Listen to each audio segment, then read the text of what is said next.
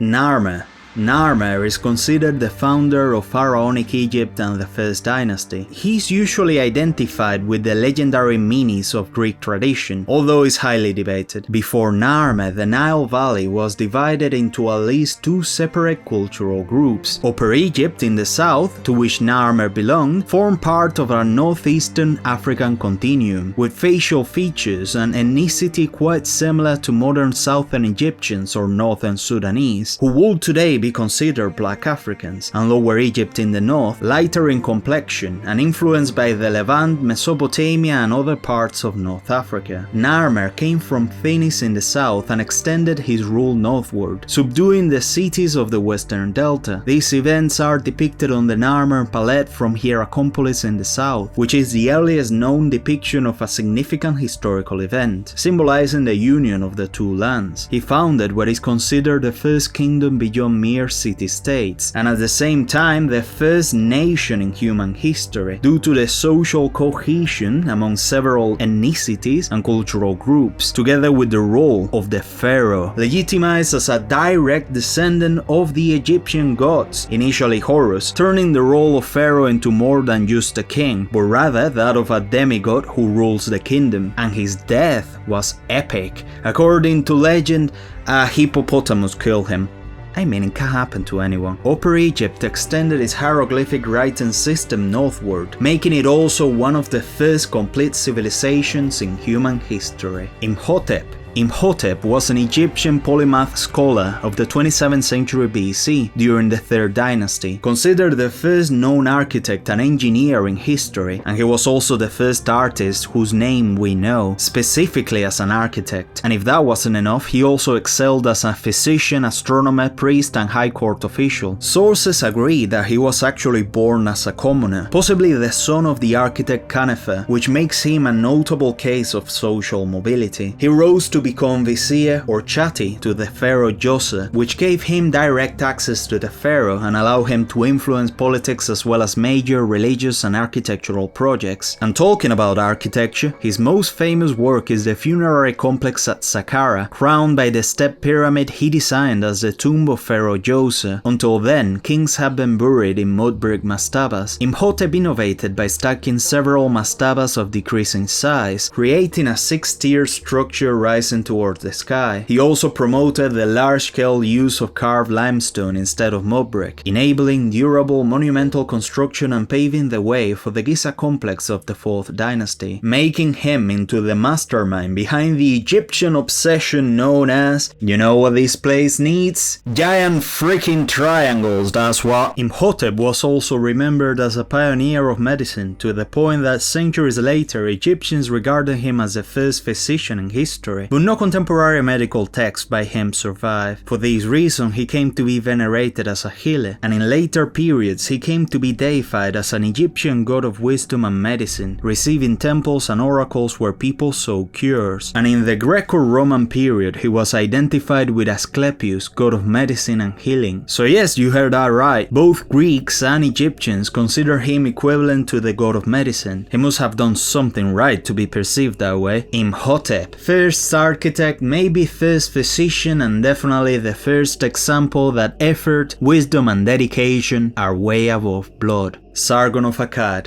Sargon of Akkad was the founder of the Akkadian Empire and one of the first great military leaders in history. Later legends present Sargon as the son of a priestess, raised by a water drawer or gardener, who rose to become cupbearer of the king of Kish before being chosen by the goddess Ishtar. This humble origin story will have helped legitimize his power against the Sumerian elites, although no contemporary sources confirm it. It is only described in way later traditions. His main rival was Lugal-Sagesi, king of Umma, who had subdued most of the Sumerian cities. After a long campaign, Sargon defeated him at the Battle of Uruk with an army traditionally estimated to be 5,000 men, employing tactics that implied the use of archers and slow chariots. He then proclaimed himself as Lord of Summer, advanced to the Persian Gulf and also conquered the city-states of Elam, and thus he founded the Akkadian Empire, the earliest known empire in history, turning Sargon into the first emperor of humanity. In fact, he proclaimed himself king of the four corners of the world, which technically means king of the universe. These guys were way too sensible to fame. They just conquered 2 villages, a farm, 10 donkeys, and they already thought they were the god emperor of mankind or something like that. He established Akkad as his capital, a city not yet located with certainty, but which gave its name to the empire and to the Akkadian language, which would become the lingua franca of the Middle East for a millennium and a half. His figure became a model for later kings of Sumer, Assyria and Babylon. Although the Akkadian Empire fell 2 centuries later, the political structure inaugurated by Sargon left a lasting mark on the organization of power in the ancient Middle East. But before that, let's speak about his daughter,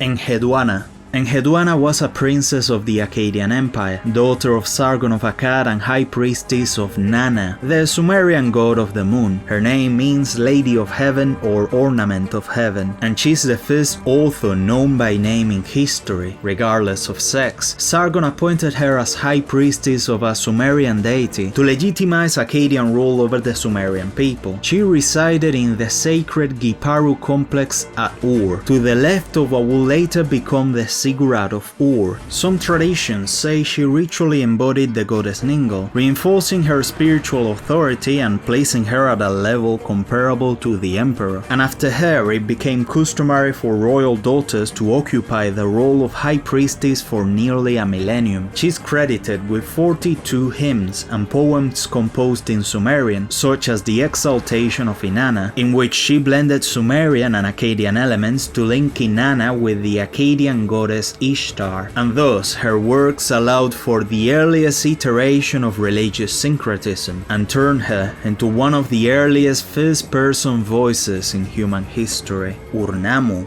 Ur-Nammu was the founder of the 3rd dynasty of Ur, also called the Neo-Sumerian Empire, at the end of the 22nd century BC, and responsible for the so-called Sumerian Renaissance. Initially, he was only the governor of Ur, as son-in-law and subordinate of Utuhegal, king of Uruk, but after the latter's accidental death, he seized power, establishing Ur as the capital of his monarchy. Ur-Nammu is especially remarkable for creating the first law code in history, more than 3 centuries before Hammurabi, the Code of Ur-Nammu, written in Sumerian with laws concerning homicide, theft, adultery and slave rights, imposing mainly fines and compensation. Being part of the inspiration behind the Code of Hammurabi, he declared that his goal was to establish justice in the land and to protect the vulnerable, such as widows and orphans, which led to him being perceived as a paternal king and a lawgiver. He commissioned major architectural projects, including the Great Ziggurat of Ur, dedicated to the moon god Nanna, with a base measuring 64 by 46 meters and about 25 meters in height across 4 impressive terraces, which is in total larger than the Parthenon of Athens. He also boosted the economy through canals, dikes, irrigation systems and orchards. According to the Sumerian king list, Ur-Nammu reigned for 18 years and died in battle, probably against the Gutians, immortalizing his image as a strong king and a role model, especially for his son Shulgi. Shulgi, son of Ur-Nammu, ruled the 3rd dynasty of Ur, and his legitimacy rested on both paternal inheritance and maternal descent from Utuhegal of Uruk. Under his reign, the Neo-Sumerian Empire reached its greatest territorial extent through campaigns into Iran and northern Mesopotamia. He was the earliest known ruler to expand a uniform system of weight and distance measures across a whole empire or large territory. Standardized units such as the shekel and mina already existed since the Akkadian Empire, especially under Naram Sin, but Shulgi was the first to nationalize them throughout the Neo-Sumerian administration, along with standardized tribute systems resembling modern taxation more closely than anything done before. He imposed a single official standard in a systematic way, the earliest known example of large-scale economic normalization and the most organized administration in history until then. He also ordered the construction of a network of roads roads with official stations for state messengers across Sumer, the oldest known national logistics and postal system in history, although it was used for the government, not for the population. After ruling for about 48 years, he became one of the first Mesopotamian kings to officially deify himself during his lifetime, which, needless to say, generated discontent after decades of popularity among his subjects, and in his later years he faced rebellions and external pressures, especially from the Amorites, until his death around 2047 BC. But Mesopotamia inherited this level of administrative sophistication for centuries, becoming the foundation for the later rise of the Babylonian Empire of the king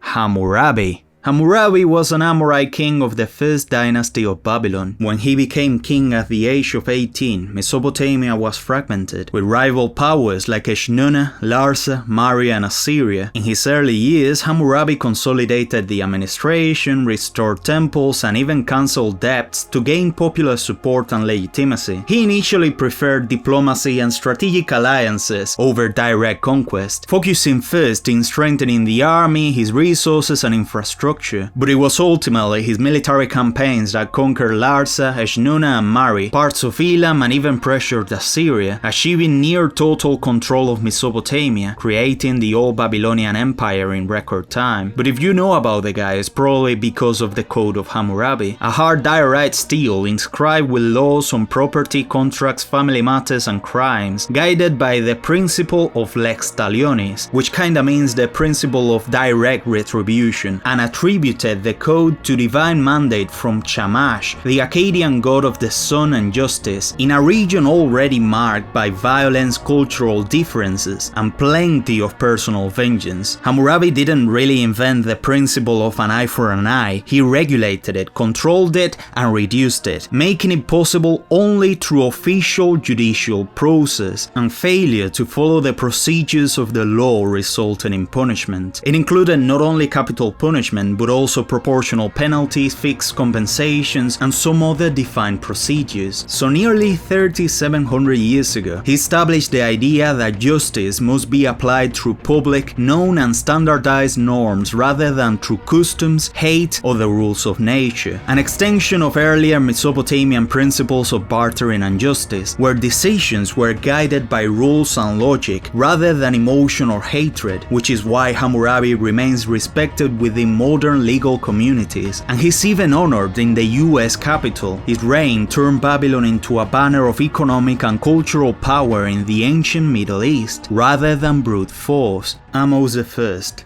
Ahmose I was the founder of the 18th dynasty of Egypt, which is the same one as Hatshepsut, Thutmose III, Akhenaten, and Tutankhamun. Heir of the Theban royal family, he assumed the throne after the death of his brother Ahmose, continuing the struggle against the Hyksos during the second intermediate period of Egypt, basically a civil war of sorts. Hyksos seems to be a term to refer to people from the Middle East, specifically the foreign rulers who controlled the Nile Delta and parts of northern Egypt. Ahmose defeated the mostly Semitic city of Avaris in the Nile Delta, an area that centuries later will be renamed as Ramses, and rebuilt it, very possibly with labor of enslaved prisoners of war. That reminds me of something, and his greatest military achievement was the complete expulsion of the Hyksos from Egypt, causing an exodus of populations from the Middle East around 1550 BC. What a tremendous deja vu. Alright, what I mean is that a fairly strong theory relates the expulsion of the Hyksos by Ahmose with the Hebrew Exodus account. The Exodus may be the result of recounting through oral tradition the exit of Semitic groups after the conflict between Hyksos and Egyptians, although it is a theory and lacks archaeological evidence to confirm it.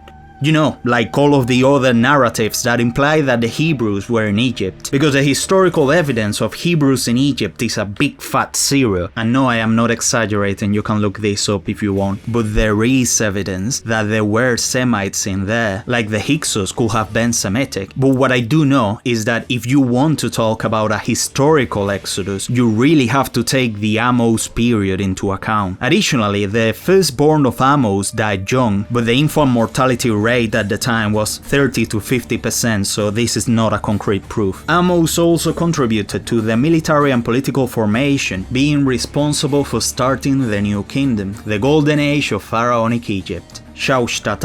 Sauštatar was probably the most powerful monarch of the Kingdom of the Mitanni, a state of Hurrian majority with Indo-Aryan speaking elite. He inherited an already influential kingdom on the Kabul River in Syria and turned it into a great power of the Bronze Age by means of military campaigns and diplomacy. He invaded Assyria and sacked Ashur, taking the gold and silver doors of the palace to his capital Washukani as a gesture of victory. The Mitanni capital Washukani has never been located, by the way. We're still looking forward to that. Towards the west, he consolidated his dominance over northern Syria by means of alliances and making vassal states, even signing treaties with the Hittite king Enheduanna to secure trade routes between both. His expansion placed him face to face with Egypt as a rival power. Although the balance was maintained under his successors, he also reinforced the palatial administration and the warrior aristocracy, specialized in light chariots. His greatness led to his personal seal being inherited by the following monarchs, turning it into the most iconic symbol of the Mitanni, and I have it tattooed, by the way, Hatshepsut. Hatshepsut was a pharaoh of Egypt of the 18th dynasty, specifically a female pharaoh. Yes, you heard that right. Remember that title I mentioned before? Well, Hatshepsut was the demi-goddess empress of Egypt during its golden age. She was not the first queen regnant of Egypt, that was, as far as we know, Sobekneferu of the Middle Kingdom, but Hatshepsut was the first one to be crowned with the divine character of pharaoh, while her stepson Thutmose III grew up. To legitimize her position,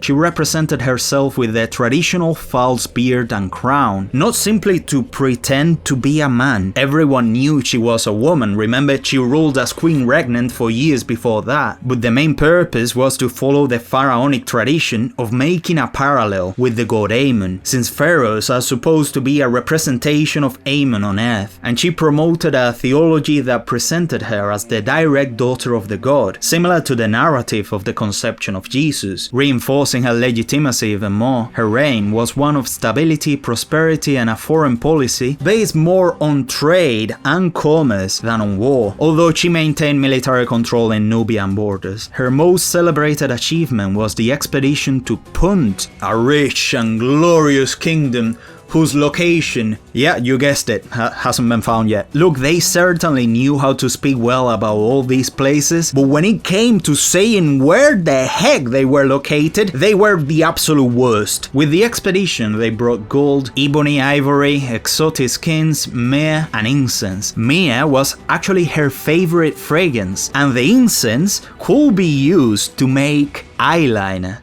Girls have priorities, alright. Hatshepsut was a hardcore fan of Minecraft, but in real life. She expanded the Temple of Amun at Karnak, erected obelisks in various places, and her masterpiece was the mortuary temple of Deir el-Bahari, with step terraces integrated into the cliff. Besides that, she commissioned dozens of statues, usually of herself. After her death, Thutmose III directed a campaign of damnatio memoriae, destroying her name, statues, and reliefs, especially those that represented her as a pharaoh. The reason varies depending on the point of view, but one of the most popular explanations is that her existence as pharaoh undermined the legitimacy of Thutmose III and his own son, since they weren't direct descendants of the previous pharaoh Hatshepsut. But her construction, statues, and inscriptions were so stupidly numerous and made a whole lot of statues of herself to make sure that humanity, including you and me, know 500 years later that such a demigoddess ruled an empire in its golden age. Thutmose III. Thutmose ruled Egypt for years under the regency of Hatshepsut, but after her death around 1458 BC, he fully assumed power and immediately faced rebellions in Canaan. His best known battle was that of Megiddo on that same year, considered the earliest extensively documented battle in history. In there, he led his army through a narrow pass of Mount Carmel, surprising a coalition of Canaanite princes led by the king of Kadesh, which fell after 8 months of siege. That was the first flanking in recorded history, by the way. Then he crossed the Euphrates and attacked territories of the Mitanni, defeated cities of the Levant and carried out campaigns in Nubia, fixing the border, fixing a consistent border at Coptus Curgus. He promoted the exploitation of gold mines and erected temples in Napata and Jebel Barkal to reinforce the cult of Amun, bringing the Egyptian empire to the maximum territorial and military extension of his entire history. And he also did significant architectural projects, because playing Minecraft in real life is way too tempting. Thutmose III is today remembered as the most effective military leader of the Bronze and Iron Ages until 600 BC, and is today known as the Napoleon of Egypt, and justifiably so, since it is even believed that he did not lose any of his 16 to 20 campaigns in 20 years. But the problem is that this perception is only as far as we know, because the only sources for these campaigns are the Egyptian ones. History is written by the victors, am I right? Definitely one of the incarnations of the Emperor of Mankind. I have no proofs, but no outsider. Šuppiluliuma I. Šuppiluliuma was a Hittite king of the 14th century BC, considered responsible for the Hittite Golden Age. He inherited a kingdom weakened by internal crises and external threats, although even before ruling, he had already demonstrated to be a good military leader by defending territories in Anatolia. While being in power, he fortified Hattusa and reorganized the administration, especially logistics, laying the foundations for a great expansion. His main objective were the Mitanni, rivals in Syria and northern Mesopotamia. He avoided their fortresses by crossing the Euphrates River further north and attacking their capital Washukani, sacking it and turning the kingdom into a vassal state under Matiwasa. He defeated Syrian cities such as Aleppo and Carchemish, placing his sons as viceroys and securing routes between Anatolia and the Levant. His death was a bit unexpected after the assassination of a Hittite prince sent to marry the widow of Tutankhamun. A plague carried by the prisoners brought in by the Hittites ended his life. But needless to say, without Šuppiluliuma, the Hittites wouldn't have been able to become the titan that faced the Egyptian empire of Ramses II. Ramses II was the third pharaoh of the 19th dynasty. Being the son of Seti I, a warrior pharaoh, he participated in military campaigns since he was a kid, forging his reputation as a warrior leader from early on. He commissioned P. Ramses next to the ancient Avaris, the land of his paternal grandfather, as the new capital in the delta. As for the military, there is his famous Battle of Kadesh against the Hittites, the largest chariot clash in known history, which despite Ramses receiving an ambush, ended with the pharaoh forcing them to retreat and flee into Kadesh. But the Hittites managed to maintain the city, being a sort of draw rather than a victory. Although later Ramses propagandized an absolute victory through poems and reliefs. Ramses also signed the earliest known peace treaty with the Hittites, and a copy of the treaty still hangs at the United Nations as a reminder of the first official attempt of peace between two great nations. Later, he had a diplomatic marriage with the daughter of the Hittite king, cause he was better at making love and no war, am I right? And also defeated revolts in Nubia and Libya. As a builder pharaoh, he erected the Ramesseum, expanded the complex of Karnak, raised most certainly more than one obelisk, a few colossi and the temples of Abu Simbel. He had more than 100 children, allegedly. Something impressive, but which will affect the politics of Egypt, since his numerous descendants would end up trying to eliminate each other. He continued to be pharaoh until his 90s and was succeeded by Merneptah, who was already around his 70s. Bro spent his entire life waiting for his dad to pass away. But Ramses II is remembered as the most venerated pharaoh of ancient Egypt, immortalized as Ramses the Great, the only pharaoh with that title. The reasons being multiple, like for example his ability to project power through murals, statues and colossal monuments, whose most outstanding characteristic was usually the representation of Ramses himself, his military and diplomatic efficiency, and most of all, keeping Egypt prosperous for more than 6 decades and making peace with the enemy. All that ensure that his name is remembered to this very day, 3200 years later, as that of a tremendous shad.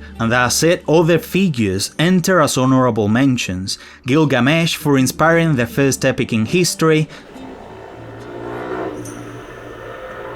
That's not very Bronze Age of you. The Sumerian king Gudea for being a venerated leader in difficult times for Lagash. The pharaoh Senusret III for turning Egypt into a transcontinental power and inspiring the semi-mythical Sesostris of Herodotus. The Elamite king Siwe-Palarku for conquering Ur and defeating the Neo-Sumerian Empire. Tutankhamun because he restored Egyptian polytheism, and also Akhenaten for removing said Egyptian polytheism, reopening temples and moving the capital. All that and more despite his young age. And most of all, Eanasir. I mean, we're talking about the best copper merchant in human history. He only sold the highest quality copper, am I right? Don't listen to Nani, he's a tremendous liar. And Zoroaster could be there, since the Gathas attributed to him are written in a version of the Avestan language that appears to be from the late Bronze Age. This video has been motivated by the Great Man theory, which says that history is shaped by exceptional individuals rather than the socio-economical context and its people, which, although is not considered correct today, is still a very important exercise when determining which historical figures you appreciate and which ones inspire you to become better as a person. Because when we see in Ramses a frown and wrinkled lipped and sneer of cold command, and when we build a statue in Australia dedicated to Gilgamesh, when we make engravings in the US Capitol in honor of Hammurabi, or when we admire a statue of Hatshepsut 3.5 millennium strong, maybe we're not looking at the historical figures themselves, but rather visualizing in the mirror the human we want to become. So leave me a comment with your top 3 of the notorious people mentioned here. It's been a pleasure as always. Shout! By the way, mine are Hammurabi because law and order, Hatshepsut because she's obviously inspiring, and at the very top, Imhotep because meritocracy is peak.